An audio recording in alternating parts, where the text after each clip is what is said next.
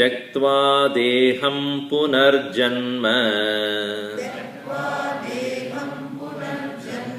नैति मामेति सोऽर्जुन जन्म कर्म च मे दिव्यम् एवं यो वेत्ति तत्त्वतः त्यक्त्वा देहं पुनर्जन्म नैति मामेति सोऽर्जुन.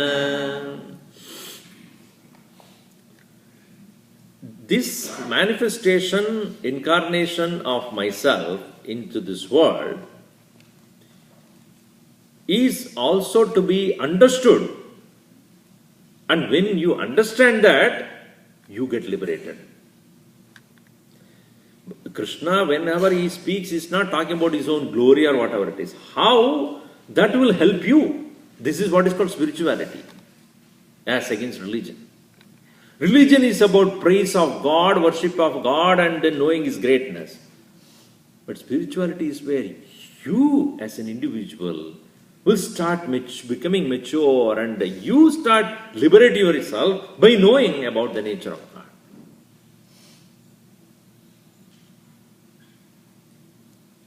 The religion introduces you to God. Spirituality makes you one. If that aspect is not understood, it will become like a mere, you go to a soccer match or a football match and basketball match and go and spend 2-3 hours and come back home exactly the same as you were. You went to the basketball, you were stupid. Come back home, stupid. There's nothing changed. Engaging in that particular thing should have some influence upon you to become better. 2-3 hours you spend, $50, $60, $100 you spend. Oh, what is that which is changed in you? Don't say, I have entertained yourself 2-3 hours. Wasted time. I'm not saying you should not go to movies and other things. I'm not saying that. But then ask this question, has it influenced me to become a better person? If then it's a productive engagement. No doubt you go to a temple, do arti, do puja, etc. But come back better person. Having burdened, having left away, having given up your impurities and anger, lust, passion, greed, jealousy at the feet of the Lord. When you come back, you become, okay, I have given everything to the Lord. Let Him suffer. Let me. No, let me become a better person. Then, yes, that action is a fruitful affair. So spirituality again and again brings you back to the home, saying that better be a better person. So Krishna says, you understood who I am, now you become better. Me janma, mama karma, divyam iti yahaveti. Janma karma cha me divyam evam yo veti.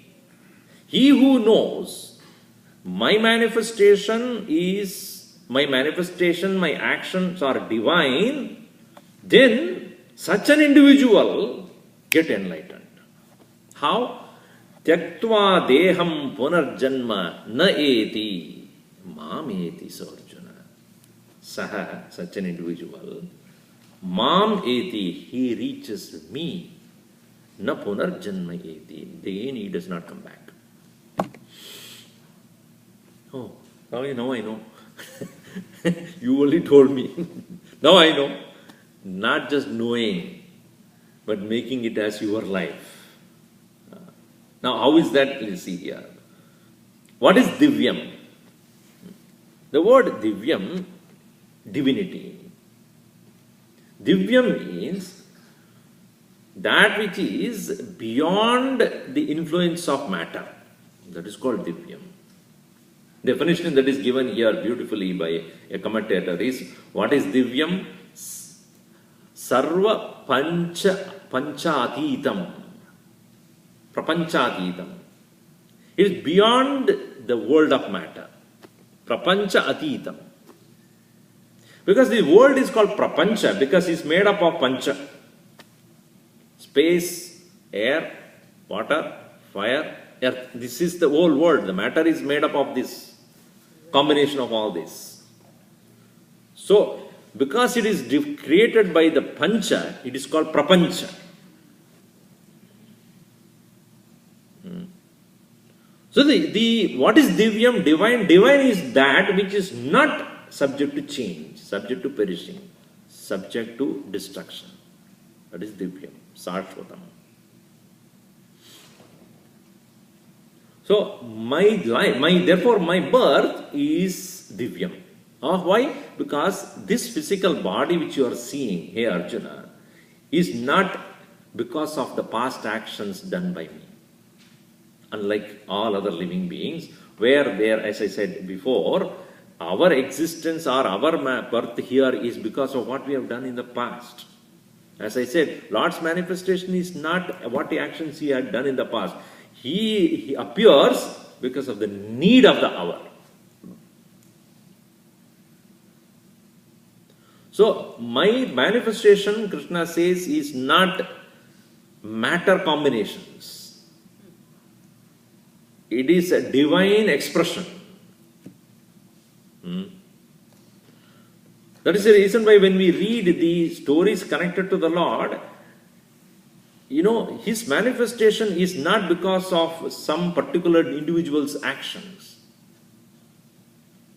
It is not, there are 4 types of birth that can take place in Vedanta, it is said. The birth that is taking place out of womb is one. The birth that takes place out of egg is another one. The birth that takes place because of sweat, swetaja, like mosquitoes. Cause of this manifestation is accumulation of dirt or bacteria. Birds, they born out of egg. Humans and others born out of womb. So now you see, Lord's manifestation is not like that. His manifestation is not a matter-born entity. His manifestation is not because of the gross matter coming together. That is why it's called Mama Maya. Out of my own magical powers that creation takes place. So, and also he says, the purpose of why I am coming is also divyam. For what purpose my manifestation takes place is also divyam. Because I am not here to engage in my personal gratification. It is not because of I want to do something which for my selfish purpose that I have come to this manifestation. Therefore, my action does not create raga dvesh. It does not give me joy and sorrow. Look at the Sri Rama's manifestation. He has done many things, but he never says what I did is wrong. Or what I did is making me unhappy. Or what I did is making me happy. I am not doing for my personal happiness and unhappiness to create hatred and other things. I do this because that is the right thing to do.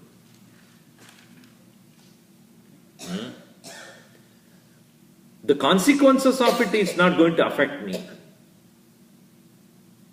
I think last class also I said, any action a person does, there can be 3 possible results.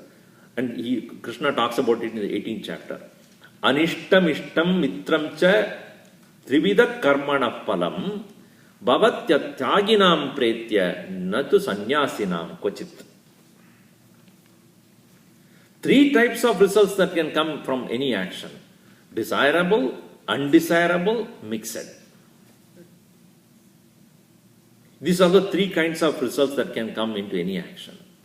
But for the person who has done action with an intention to purify the mind and not engage and enjoy results of action, for him there is no influence of that.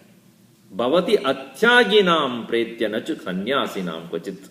Only those people who have not given up their result of action of their own, to them this will become influential and it causes next birth and birth after birth after birth. Why? Because he has done with an intention to enjoy, obviously the result will come to him only.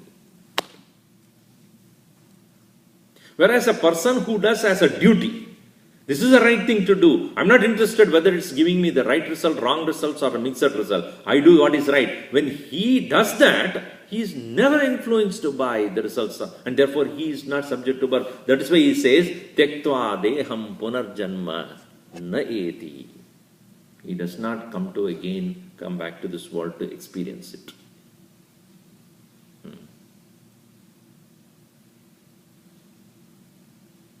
Let us say that you have prepared rasagulla in the morning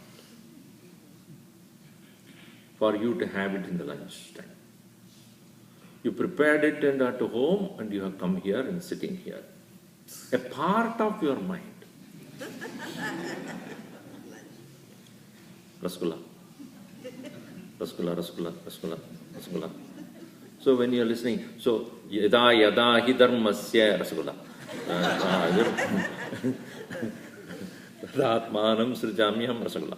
So this is that the expectation or enjoyership in you is there, and therefore intermittently that thought will come again and again and again. And as you finish this class, the influence becomes more and more. Rasgulla, rasgulla, rasgulla. Anything white round you will think like it's rasgulla. The thought will come again and again until you reach home and open that fridge and find that it is not there. Wow. Who took it? I made it early morning, I prepared all those things, and your husband sitting there. I'm many lady. Both achata. Oh, you glutton? You can't even leave one for me? Now you see, the all reaction and anger is because of what? The expectation of enjoyment with which you began the day, which is influencing you over the time, and then when towards the end of your being here and when you are about to reach home, how it becomes so intense, so is your life. What you have been expecting, not yet experienced, what will it manifest as? Next birth. Next birth is what? Blueprint of it is now being created by you. All of us are now creating our blueprint for next birth right now. How? Every thought, every action, every desire, everything that we are seeking to experience, which is not yet experienced, will definitely manifest as situations in the next birth. Because that's what you want. It's a democratic rule. Nobody is making you do that. Lord is saying you should come back. No, you make it. You decide it. So, then therefore, Punarjanma, next birth is not because of somebody else, somebody's curse. No, it is your preparation. End of today is a cause of tomorrow's experiences. If you are bitter and unhappy experiences today, tomorrow morning will not be pleasant for you. Why? Because that bitterness carries on the next day. If you have fought with your wife and then went to bed, next morning, you don't smile. You shouted at me. So because that thought of the yesterday is still there for you to experience it next day's bitterness. And if you don't settle with that, if you don't compensate, if you don't appease it, you don't take care of it, then it will mount up to the next level. More anger, more frustration, more bitterness, until at last she serves you the paper. Isn't that? So we create that blueprint for next life. So Krishna says, if you understand how I work, how I do things, and you do the same thing, leaving this body, you don't come back. Therefore, this understanding of the nature of Godhood, why and how He does, if we can to a certain extent emulate in our own life, then to that extent our need to come back will keep on reducing. At some point of time, when we thus emulate the qualities of the Lord in full measure in us, when we reach Him, that's what is Mameti, they reach my nature, Godhood, not Punarjanma. It may take life, not immediately. Bhunam janma namante jnanavan mam prapastyate.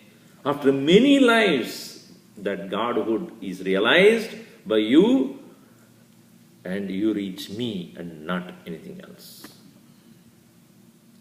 Janma karma cha me divyam evam yo veti tatvatah tyaktva deham punarjanma neiti mameti sorjuna. So, when you listen to the stories connected to the Lord or the actions that are given, that have been completed by the Lord, so what is the purpose of this listening to the exploits and actions and manifestations and various actions performed by the Lord? To reach this point, I should emulate those qualities. And the other day I was talking to seniors I was talking about Navavida Bhakti. Pradama Bhagati Santana Kar Sangha Dusiri Rati Mama Kata Prasanga. First thing he says, first level of bhakti is where you be associated with men of virtues. Second, he says, reveling in my stories. Tu siri rati mama kata prasanga. Why it is important? Because we should know, it is like this. People who are in business, those who are doing their own profession, their own, what they call, private enterprise, etc., they would like to listen to the success stories of the people who have become business. What do you call that? Fortune? Fortune 500, 400, 600, whatever it is. Why do you want to listen? So that I can emulate those, principles and whatever he did. Why it is necessary? Somebody else's story, right? And the story will influence you to do similar things so that I can also be successful. So one who has decided to reach the divinehood in himself or herself, you should know what is divinity. How the Lord's manifestation and his actions are divine.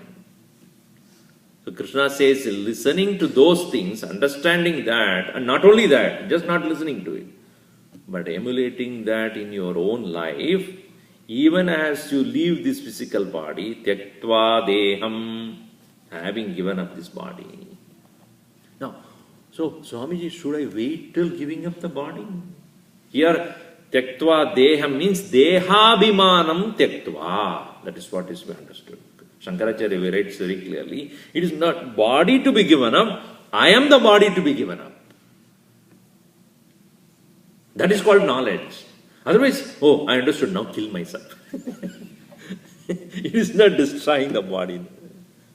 I am going to kill myself, then it will become divine. Many people who have the suicidal idea of killing the body, they think, after I die, I have so much problems, Swamiji, so many things are wrong thing in my life, let me just kill myself, best thing.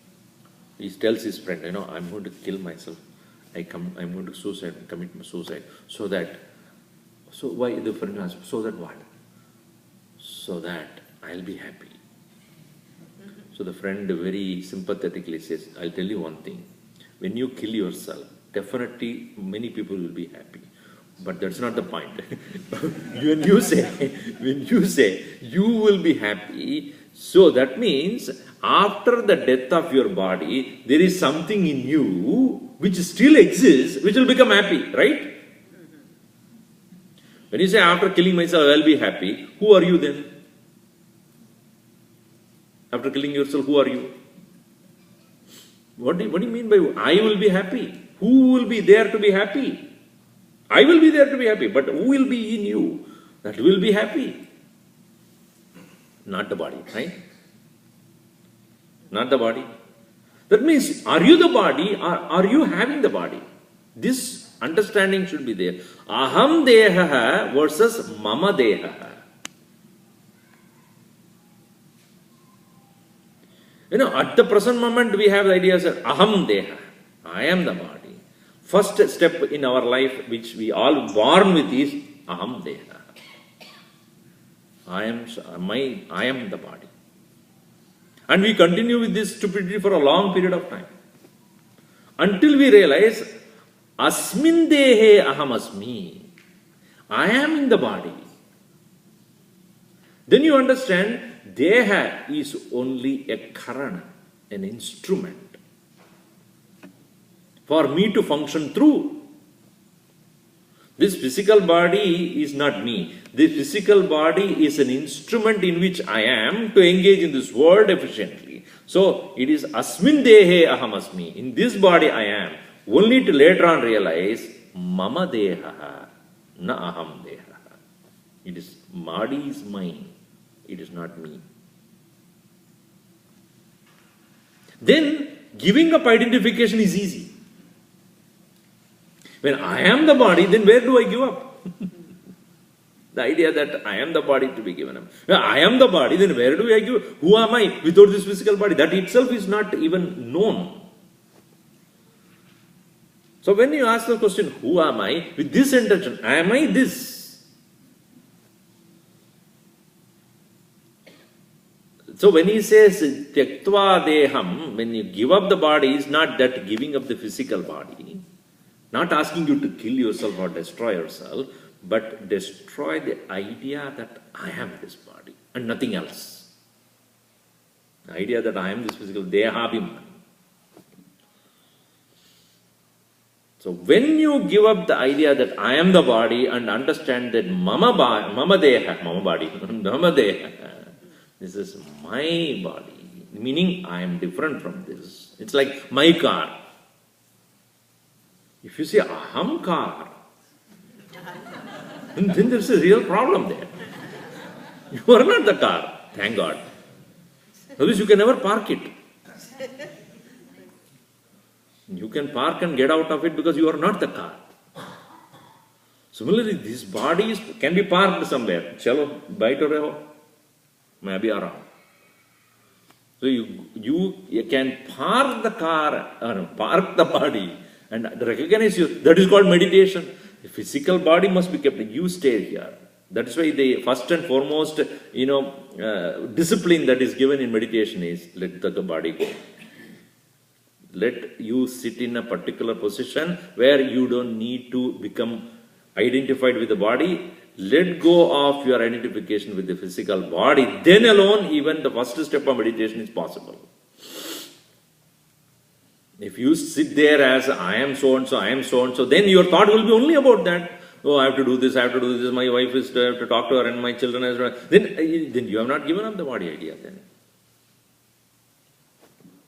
Then what meditation you do? So, janma karma cha me divyam evam yo veti tattvataha tyaktva deham punarjanma neti mameti sorjuna. Hey Arjuna, saha eti mam. He reaches me. Na punarjanma eti. He is not going to come back. Meaning, he reaches his divine food, enlightenment right there, as he slowly disregards his identification with the physical body and assumes the nature of the Lord, whose birth itself is divine, his actions are divine, so should be mine. When that emulation takes place, then you see that parivartan taking place. This is exactly what Krishna wants. That parivartan, that transformation is what I am expecting you to have, Arjuna. Make your life a divine one by knowing the nature of the Lord is the pure manifestation of divinity. So we'll see in the next class. Om sarve bhavantu sukhinah sarve santu niramayaha sarve bhadrani pashyantu ma kaschid dukkha bhag bhavet. Om shanti shanti shanti. Harihi Om Shri Gurubhyo Namah.